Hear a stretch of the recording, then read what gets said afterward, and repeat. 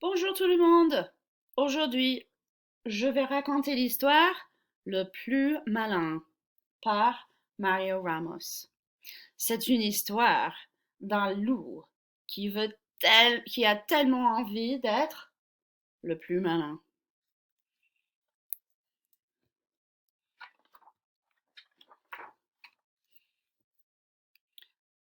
Par une belle journée ensoleillée, le loup rencontre le petit chaperon rouge. Bonjour, cher enfant, comme tu es belle dans ce ravissant costume. Bonjour, grand loup, et merci du compliment, répond la petite gaiement. Le loup continue de sa grosse voix. Sais-tu qu'il est très dangereux de se promener toute seule dans les bois? Tu pourrais rencontrer une bête féroce, un requin par exemple. C'est très méchant les requins, tu sais. Enfin, grand loup, tout le monde sait bien qu'il n'y a pas de requins dans les bois, répond la petite. Oh, bien sûr, bien sûr. Je disais ça pour rire. Mais dis-moi, petite framboise, où vas-tu comme ça? Je vais voir grand-mère qui habite de l'autre côté du bois. Quelle bonne idée! Mais pourquoi se dépêcher? Tu marches droit comme toi, comme si tu allais à l'école. Écoute les oiseaux chanter. Regarde toutes les jolies fleurs. Je suis certain qu'un beau bouquet ferait tellement plaisir à ta grand-mère. À ces mots, le loup s'éloigne tranquillement en sifflotant. Dès qu'il est caché par les arbres, le loup fonce à toute allure en ricanant. C'est moi le plus malin. Aujourd'hui sera jour de festin. Au menu, grand-mère et petite groseille en désert. En dessert. Arrivé devant la maison de la grand-mère, le loup frappe doucement à la porte. Toc, toc, toc. La porte mal fermée s'en trouve. Il n'y a personne. En voyant une chemise de nuit sur le lit, le loup jubile. Oh, je crois que j'ai une bien meilleure idée. Ce sera plutôt petite cerise en entrée et grand-mère au dessert. Et le loup enfile la chemise de nuit.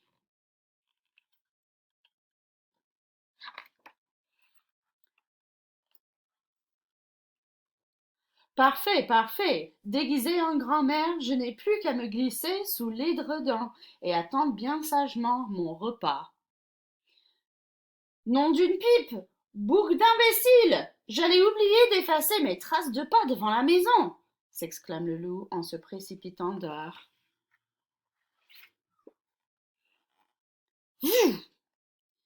Un, un courant d'air referme brusquement la porte. Surpris, le loup fonce se cacher dans les bois. Oh oh!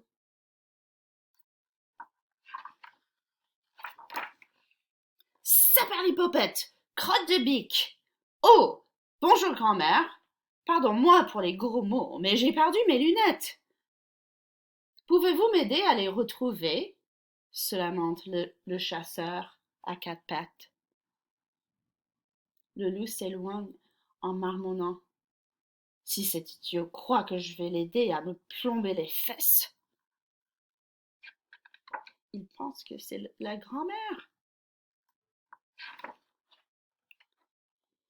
Mais à peine a-t-il fait 3 pas que Petit Ours l'interpelle. Petit Ours. Bonjour grand-mère, tu ramasses des champignons pour faire une soupe?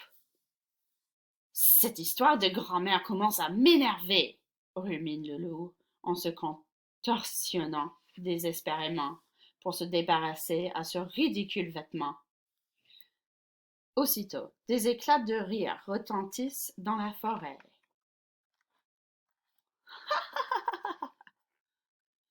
Bonjour grand-mère, si vous voyez le loup, prévenez-nous, lance Didier Cochon qui court derrière ses deux frères.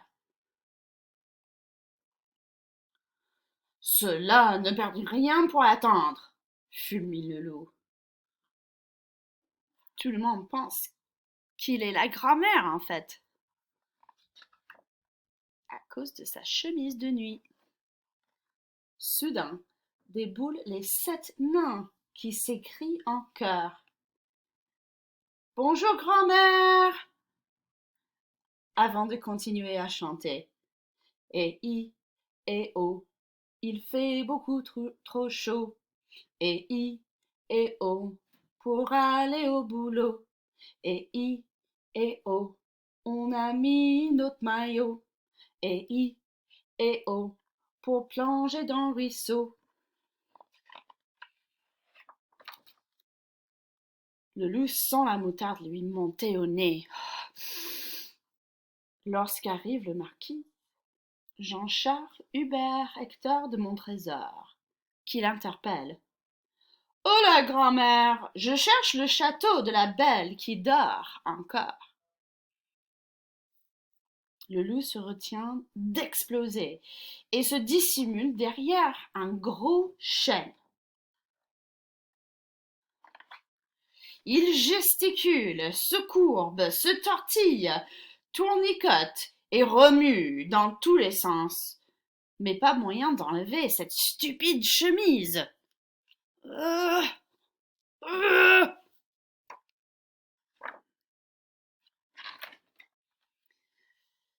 C'est alors que la petite Framboise apparaît, un gros bouquet à la main. Ah, celle-là au moins, elle va me reconnaître, salive déjà le loup. Ah!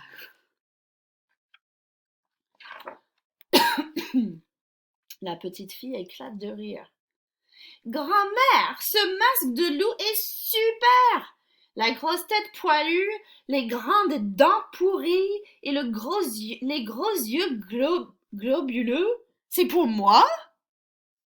Fou de rage, le loup se jette sur l'enfant en hurlant. Je suis le loup!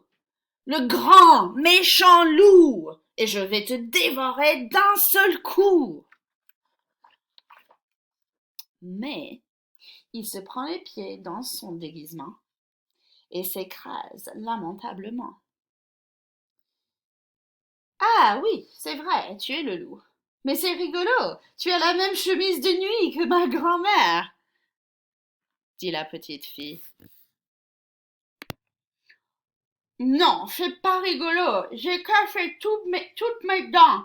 Impossible d'enlever cette fatale chemise. Oh, pauvre loup, mais il ne faut pas s'énerver comme ça, c'est très mauvais pour la santé. Ne bouge plus, je vais t'aider, dit le petit chaperon rouge. Merci tout le monde.